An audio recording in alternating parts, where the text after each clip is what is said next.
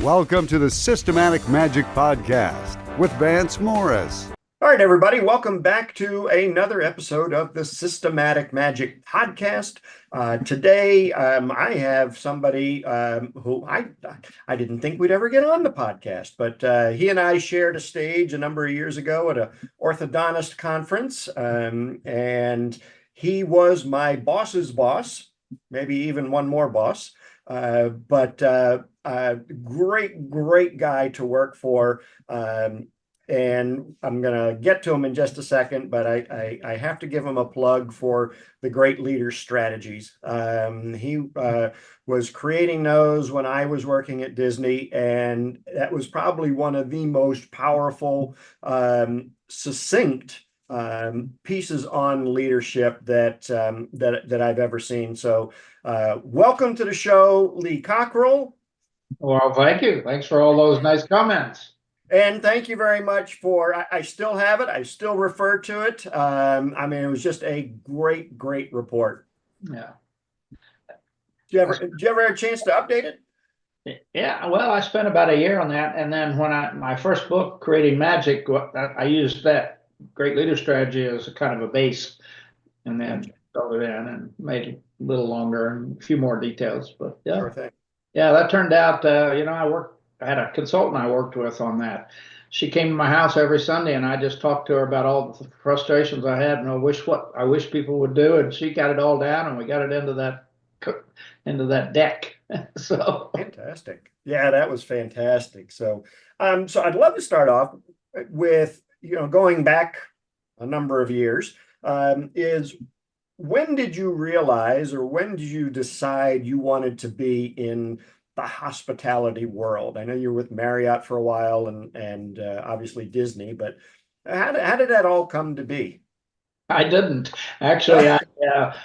My mother was married a lot, 5 times, and her husband, number 4, had money, so I got to go to college. And I went for 2 years and flunked out because I was a terrible student. So I went in the Army. That was in '64. You didn't have a choice. You're in school or you're in the Army. And I joined, and when I got out, I went to Washington with a guy who invited me. I'd never been out of Oklahoma in my life. I was 20 years old. And we went up there, and he was going to be a chef, a room service cook at the Washington Hilton, which was going to open in 2 or 3 weeks. And I went over there, and they said, "What do you want to do?" And I said, "I don't know, maybe a waiter." I'd never been a waiter, but they said, "Okay, fine." And they put me in banquets, and it turned out it was great. And I learned it as quick as I could. I was lucky. I had a guy who took me by the hand and showed me how to do everything. And I got pretty good at it. And so I tell everybody I was successful with it and got promoted because I had a good attitude and I was reliable. And I think that's the only 2 things you need these days, because nobody knows what you know, but they can see if you're reliable and if you have a good attitude. And that just served me well. I was there and did what they said. And then I finally got a next job. I just kept going from there. And who knew? 30 years later, I was running Disney World operations. So I know, it's incredible. Yeah, it reminds me of the story of my my interview for Disney. A buddy of mine was actually worked for the casting department that I went to college with, and it was right when everything was just like growing incredibly, and I ended up being on the opening team of the yacht club. Wow. And I called him up and I was like, I said, "I don't know what the process is, but, I'd love to apply to work at Disney." And he said, "Come on down." And that was kind of the extent of it. Yeah. So, That was looking back on your years at Disney, obviously you had a tremendous breadth of responsibility. But what were some of the most memorable or remarkable points of your career there? I mean, what really stands out that you're most proud of? Yeah, well, I went right to France and opened Disneyland Paris. So that was like leaving America and going there and not speaking French. But it turned out well because I got a French daughter-in-law out of it and 3 grandkids. So, that was a big deal. And learning to appreciate people from other cultures, other places. I grew up in Oklahoma where we don't like anybody. So I found out everybody's fine. And Washington and France. And But I'd say some of the big things is, joining Disney is the extreme attention to detail is mind-boggling. I mean, and it was that way at Marriott, but not like Disney. I mean, it was like every little thing really struck me and gave me that appreciation. To my quote to my clients these days is everything matters.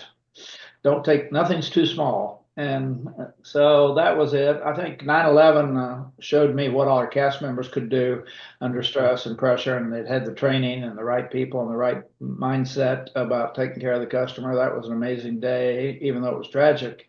They executed perfectly. And we still get, I still get calls, but from guests that were there at that time, just talking about how well they were treated, their children were treated, and so those kind of things are the ones that stand out. As how do you do when things are not going well? And because most of the days at Disney it went well, and most of our customers were happy. Yeah. So on the things that were always hard were recessions, and downturns in business and things like 9/11 and stuff like that. But overall, somebody said, "How did you like your job there?" I said, "On balance, it was great. But there are those days." Yeah, I said, "I have a great marriage, but on balance, on some of those days." Yep. And so you just got to take it for, overall, it was great. And you got to be proud to work there, because when you tell somebody you work at Disney, I mean, that's all they want to talk about.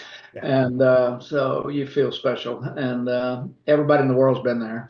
And so it's hardly anybody you ever talk to doesn't know something about Disney. So This is true. This is you true. become popular. Yeah, yeah. I used to say I worked there when I would go to cocktail parties with my wife, until I decided I really didn't like most of my wife's husbands, her friends' husbands. And so I just started saying I was unemployed, and that just scattered them like cockroaches. You said something about attention to detail, and I think I saw it in your book, was something along the lines of don't get bored with the basics. Can you expand on that a little bit? Well, I think that is kind of a big part of my success. The basics for me is, and I learned a lot of those things in Oklahoma growing up under that kind of professionalism. Behave yourself, do the right thing, be nice to people, be cordial, shake people's hand, get up when a lady enters the room. All those basics in life that actually, if you execute on them, you have a better outcome. People, they say good things about you behind your back. And so I think that at Disney, the basics are friendliness and cleanliness and, the reliability. You talk about the basics in life, reliability and attitude are one of the two big, I just tell you, if you can do those two things, that is the basics. You will be standing out above many people. Yeah, the barrier to entry has gotten very, very low. I mean, the expectations are very low these days. So I work with a lot of students in universities and high schools and all, and I try to pound that into them. You'll learn what you need to know, but you won't even get in if you don't have an attitude and reliable. If you start coming to work late, you'll be gone. I mean, you won't even get a chance to show people how good you are. Right. And that's why this reliability thing, and we all have people that they're good people. They just can't quite get it done. They don't return your phone call. They don't get back to you. They don't do what they say they're going to do. And that's a big deal. I think it's really a key if young people would just think about that. Yeah, And you don't no have to like it. I said, you don't have to be happy to work at Disney. You got to act happy. So doubt. Yeah, that makes perfect sense. I think to the applicant pool that Disney has had to pull from. I mean, it's twice, three times as big as when I was there in the 90s. And I'm still thoroughly amazed that there's been just a sliver of a down, a little bit down in the server, but not noticeable. And I think to myself, like I do a lot of talking about Chick-fil-A, because they are amazing. I mean, they're the Disney of fast food, so to speak. And I'm always amazed that they pull from the same applicant pool. The same high school gets the same kids that the local McDonald's has. And Uh, why is it that Chick-fil-A can get them to say, please, thank you, and my pleasure, and McDonald's, you barely get a grunt out of them at the drive-through? well, I think that's a leadership management issue. I'm sure they're great McDonald's too, but one thing that's really important when you hire somebody is to be so clear with them. There's no misunderstandings about how we work around here. Right. It's like my mother. She was a terrorist before they had them in the world. She was very clear. When we didn't ever have to say, you didn't tell us, we didn't understand. No, she was clear. And I think a lot of managers, executives, they don't have that clarity with people saying, let me take a little while here before I hire you, or if I hire you, to tell you what we expect. And same old story. And I'm sure that's Chick-fil-A is very clear, because you can't hire that many people and get them to do that without being clear with them. And, unfortunately, that's the hard part. Managers don't want to fire people because it's hard, and when you don't do the hard things, life gets harder. So No doubt about and it. you got to have leaders and managers and franchise. And I think they're very careful on who they pick for a franchisee too. I mean, Sure. you got to got your act together, and they can take it away too. There's a contract. Quickly. So anyway, clarity is the name of the game in my life. I just want to say, if you have kids, be clear with them, and then Right. you won't have to go to rehab later on when they grow up. Exactly. So it's those simple little things, and I think anybody listening today would say, "Are you really clear enough with people? Do you have a list of 10 things, 12 things? You can have your own great leader strategy, a list of things I'm going to talk to every employee about when they come here to interview. And everybody who works for me is going to use that list, and we're all going to enforce that list." Mr. Marriott told me the only way you get excellence is training and enforcement. Mhm. You know, you got to enforce. And if you have teenage kids, you know that already. Yeah, Mike, I'm down to my last two. I got 17 and 18-year-olds still in the house, so Yeah. Yeah. You got to be clear. got to be clear. So I mean, at Disney now, I mean, even back then, I mean, there were 30 some odd thousand employees in Orlando, and now it's, probably double that. I think it's 70 or 75 now. Yeah. Yeah, and I was always amazed, and people ask me all the time, it's like, how does Disney do it?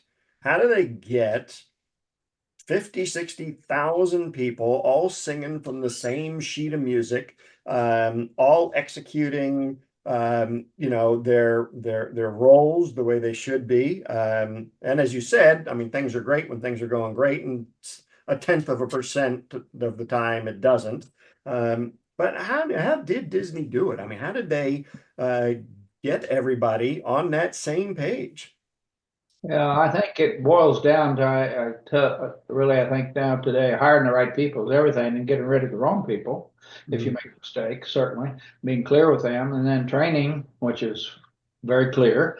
There's a Disney way, and that's the way we do it. Like when in the Army, there's an Army way, and you better do it that way. And so it's kind of hire them right, train them right, and treat them right. And people, if you're treating people well, and like they matter, and you're training them and developing them, and they can see the light of a better future, they stay. And if you're happy, I tell people, if you don't like Monday, you don't like your job. Right. Yeah.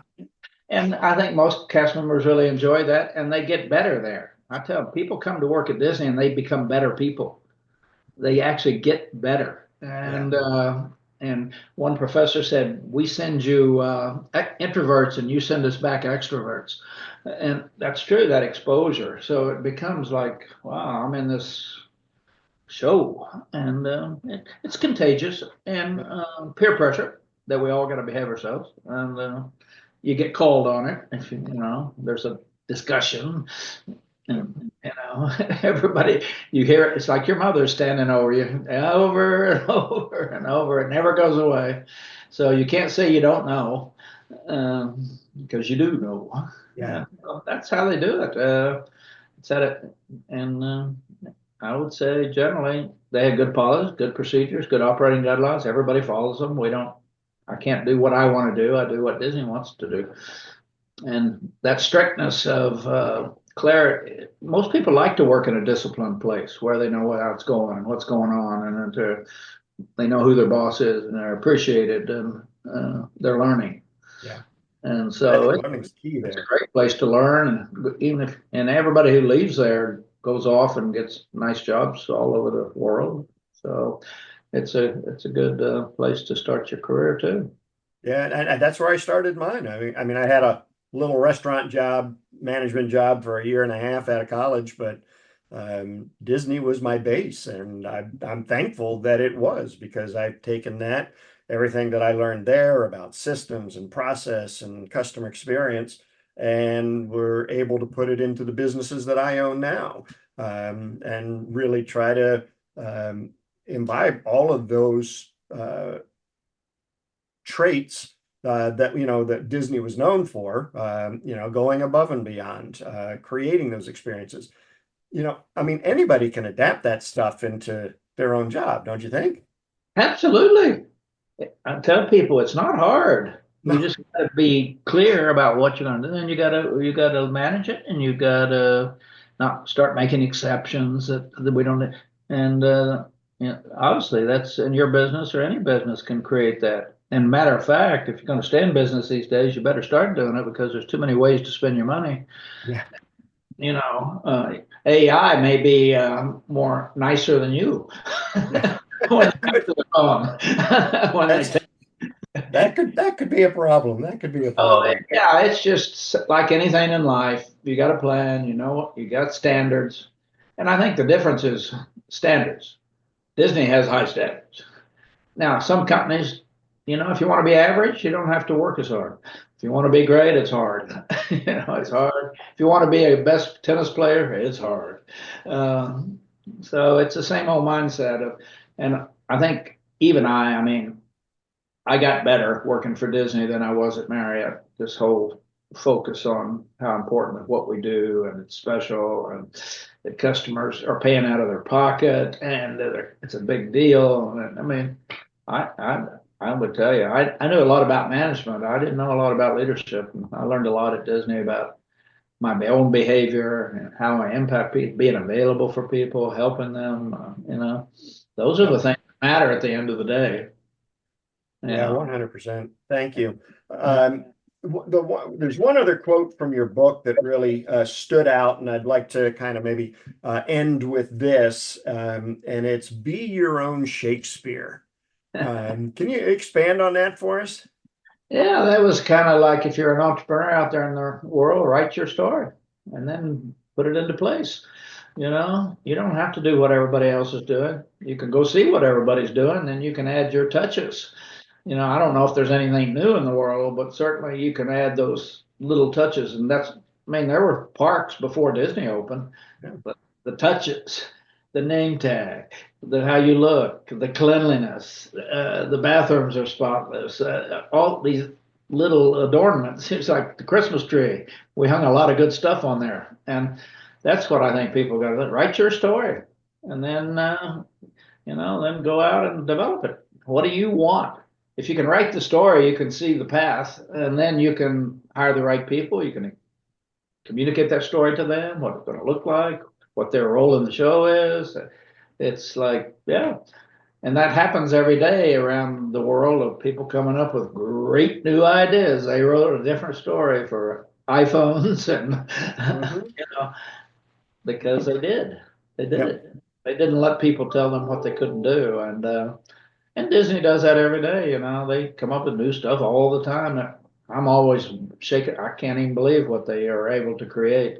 Yeah. I mean, amazing. Some of those rides, I'm going like, what? Who thinks this stuff up? The details, I mean, and the costumes Yep. yeah, it's just, but it's because Disney is a driven company to be great. And I think, and most of us in life, we got to decide, what are we going to do? Be average, be great. And then you got to work harder, then you get better, and then you get better life. So, Right. you get back. Do you think Walt could do, if he started today, do you think he could do Disney again in this age? Or did he need the 50s and 60s to really be able to do what he did? Well, back in the 50s and 60s, there were not a lot of places you could go for fun. You know, people didn't fly, people didn't go off to Hawaii and all these places, and there were tons of parks in the world. Every little town had some kind of little amusement park, but they were sad. And yeah, I mean, he had his story of what it was going to look like, and you know, when I think about cleanliness and friendliness, and that came from him because it was so pushed so hard, because that's not a normal thing for people to do. You know, the average employee doesn't come in and say, "Boy, I'm going to keep this place clean and I'm going to be the friendliest guy in the world." No, they have to understand they're in this particular special place, and he created that. And you know, it's always when you create it from the beginning, it has a better chance to grow than trying to fix it once you screw it up. Yeah. And it took, and luckily people that followed him believed it and kept it going. You know, he wasn't even here for Disney World, but everybody knew that's what he would have done, and that's what we do, and we have policies and procedures, and all. You have costumes, and you're in a show, and you know, Cinderella's real, and Mickey's real, and he pushed. I mean, I think a lot of people probably tried that, but you go out to some of those carnival play, they had costume that looked like it was bad. You got it at thrift shop. I mean, so all this stuff comes together. I mean, for total, everything matters, and I'm not with his attitude. You know, I just realized yesterday. I didn't even realize he only went to ninth grade, and I didn't know that. Somebody told me that yesterday, and so he had it in him. This kind of, I'm going to be different, and I'm going to do something. And we talk about risk taking. Man, the money he spent on this thing, I wouldn't have been able to sleep. You know. I mean, so he had he was wired a special way, and that's what happens to these people. So he'd be doing something if he was here, because his brain was probably going a mile a minute. Yep. So, yeah. Yeah, I compare him a lot with Steve Jobs, because I think, you know, they just thought so differently about everything. They knew what we as Americans, or just, you know, regular folk, wanted before we know what we wanted. Somehow they could see it. Yeah. You know, they could see better. Yep. And they could see excellence, and they kept pushing with a lot of resistance. That they did. Resistance is half the battle, you know. Yeah. And resilience. You know, I'm going to keep going no matter what people tell me, and that's how these things happen. Yep. Well, this has been fantastic. I certainly appreciate it. I want to be respectful of your time. If the listeners want to get a little bit more Lee Cockerell, what is the best way to find you? Where can they go?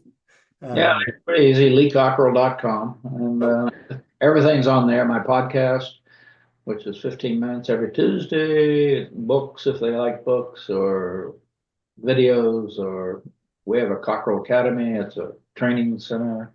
I love it. Go to that one place, they can take a look at it, see if they like anything. Great. Well, thank you so much for being here, Lee. I really appreciate it. Yeah, good to see you. All right, everybody, that is it for another episode of Systematic Magic. I'm Vance Morris. This has been a great episode with Lee Cockerell, and we remember, you won't profit unless you implement. Thanks for listening to the Systematic Magic Podcast. If you like what you heard, go to our website, deliverservicenow.com, so you do not miss a single strategy. Join Vance's crusade to eliminate poor client or patient experiences around the world. Go to deliverservicenow.com right now.